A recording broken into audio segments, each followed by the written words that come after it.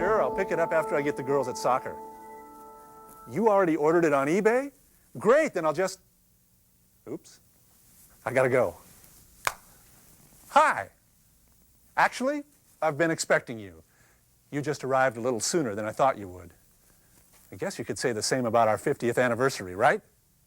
I'm Hans, the UCC answer guy. I'll be your host for the next few minutes as we travel through the wonders of communication technology along this timeline. Come on. It doesn't seem possible. 50 years, 1.3 million members, some 5,600 congregations, 300 health and human service institutions, 32 colleges and universities, 7 seminaries of the church, and 8 more that are closely related, a national staff of 200, associations, conferences, and a general synod of about 800 delegates that meets every 2 years. Hello? Are you with me? It's us, the United Church of Christ, the UCC. Yeah, numbers are one thing, but we're so much more than numbers. Okay, answer guy. So who are we? How do you describe the United Church of Christ? A mainline Protestant church? A 1957 union of the Congregational Christian Churches and the Evangelical and Reformed Church? A church of testimonies, not tests of faith? A peace with justice, open and affirming, multiracial, multicultural, accessible to all, united and uniting church? A church where God is still speaking? All that, sure, but so much more. We are a unique expression of faith, a heady and exasperating mix of individuals who join together in congregations and groups to live out Christ's gospel in the world. But how did we get here? And what's in our future? 1957, we organize ourselves as a union between the Congregational Christian Churches and the Evangelical and Reformed Church. We parade in the shadow of Cleveland's Terminal Tower, a new denomination, though we boast some of the nation's oldest churches, including West Parish UCC of Barnstable, Massachusetts, founded in 1616, 4 years before the Pilgrims came to America. The congregation was formed in London and moved as a group to West Barnstable in 1639. We still gather there in worship each Sunday. And so we begin the journey from the handshake to the comma. Along the way, we develop an identity as a certain kind of church. This happens at several points, but nowhere more intensely than right here. The 1970s, Richard Nixon, Kent State, Ali, Cosell, Saturday Night Live, Billie Jean King, Rocky, The World According to Garth. Women and people of color gain a new sense of identity. In the UCC, it's more than just symbolic. United Black Christians, the Task Force on Women in Church and Society, the Council for American Indian Ministry, Pacific Islander and Asian American Ministries, the Council for Hispanic Ministries. In 1973, General Synod suspends business and sends a plane load of delegates to the Coachella Valley to demonstrate with Cesar Chavez and striking farm workers. We're far from perfect, but at our best, we strive to be a church that is God's mosaic and stands with people of color in their struggle for justice and human dignity. Women step forward in a big way, and the UCC makes room. The Roe versus Wade era is just starting, but already General Synod encourages us to trust women as better moral agents than the government to decide about their reproductive lives. More and more women enter the ministry, many to emerge as leaders in our church. Remember I Found It bumper stickers? Televangelists? Conservative evangelicals get lots of attention around the world in the 1970s. The UCC sings a global gospel in a different key, toning down colonialism, turning up our hearing aids to actually listen to global partners. We respond to their requests, not just preachers and teachers, but doctors, tractors, heifers. We invite them to be missionaries among us in the U.S. Hey, answer guy, these new things aren't completely new, right? Right. The explosive 1960s. Society is rocked by civil rights and the Vietnam War. We are challenged by Jack Kennedy and Martin Luther King, We experience cultural disconnects like Mary Poppins and the Rolling Stones. The decade ends with a man setting foot on the moon. In the UCC, the civil rights movement spurs the formation of the Committee for Racial Justice Now and Ministers for Racial, Social, and Economic Justice. The Office of Communication fights huge corporations on behalf of the public interest to ensure that all have access to the airwaves. You still with me?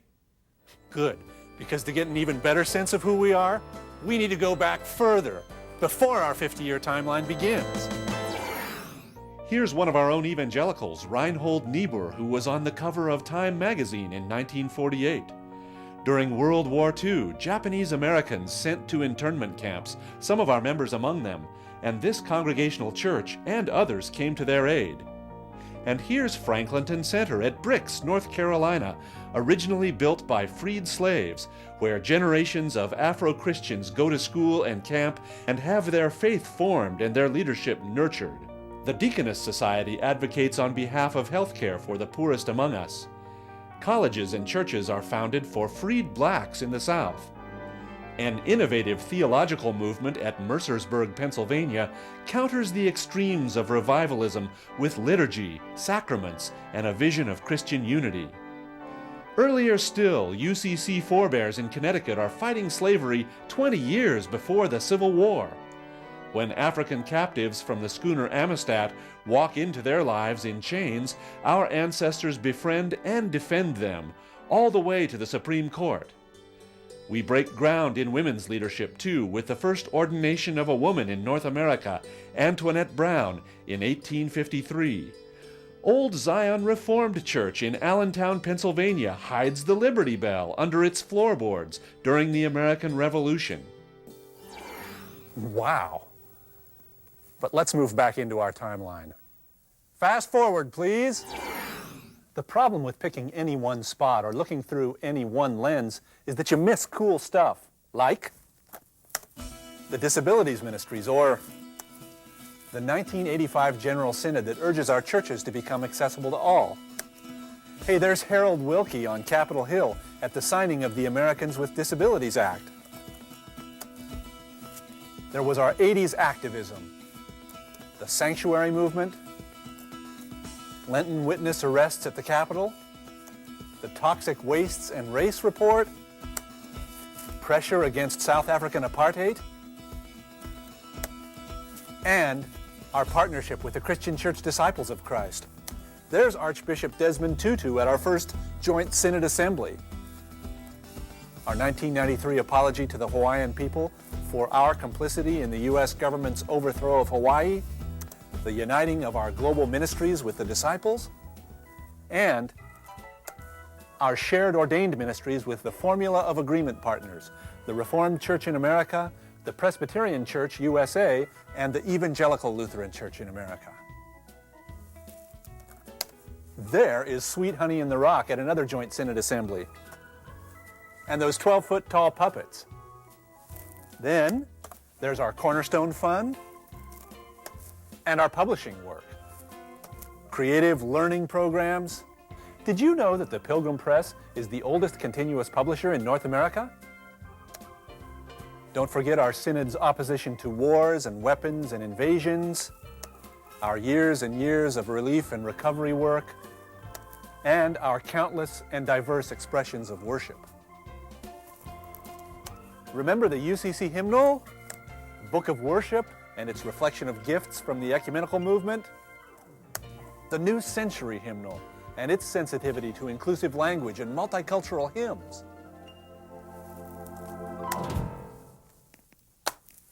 Which brings us to the present.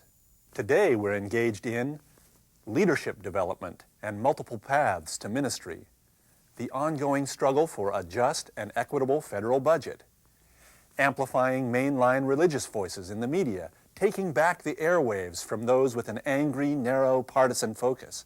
We're investing in congregational vitality and I.UCC, new programs that use technology as tools of evangelism and church growth. And of course, there is our God is Still Speaking initiative. But If you dropped out of the blue into the United Church of Christ on our 50th anniversary, it wouldn't take you long to hear the words marriage, equality. What the General Synod said on the 4th of July, 2005 about equal marriage rights for gay and lesbian couples has set off another kind of fireworks. But this action has also prompted intense and thoughtful dialogue in and beyond our churches about the nature of family and God's unfolding revelation in our midst. What prompted this whole chain of events? You can trace it right back to the 1970s, when the UCC's Golden Gate Association tapped Bill Johnson as the first openly gay person ordained to Christian ministry by any church anywhere in the world in modern times, a time in our churches when parents began asking about churches' welcome for gay and lesbian children, about their faith, and about what their relationships mean to us. Which says 3 things about who we are and what we've been doing for these 50 years. First, General Synod has often not been the initiator of those controversial positions on behalf of justice and human rights that seem to characterize our uniqueness in the eyes of the world. Such initiatives have bubbled up in our churches and associations and conferences. It is our people in the UCC who are committed to Christ's gospel of justice for the poor and welcome for the stranger. Our people in the UCC who challenge the church to remember its birthright and act boldly in the name of the one we serve. Our people in the UCC who speak truth to power, innovation to rigidity, reconciliation to the forces of division and distrust. Second, we don't expect to agree with each other on everything. Listen to the debates at General Synod. Read the letters to the editor from United Church Herald to AD Magazine to United Church News, or how the issue of slavery once tore America's churches apart, or the opposition to Antoinette Brown's ordination. We have always disagreed with one another. Now is no different. Third, what we do when we disagree is perhaps the hardest test we face. It's the test of our motto, that they may all be one. So, Answer Guy, could this be what we're famous for in the next 50 years? It just may be. A church that not only increasingly looks like the Pentecost church, but actively embraces both the blessings and challenges of being different and yet one in Christ. A church that lives out God's justice for everyone and gives the world an example of what the Bible calls a more excellent way. You see, I happen to be turning 50 along with the UCC. I don't know if I'll be around for the centennial celebration, but I love this crazy timeline. I love this church. The next 50 years, who knows what the still-speaking God will have in store for us. As for me, I will await with wonder all that is yet to be and continuously say thanks for all that has come before. Blessings.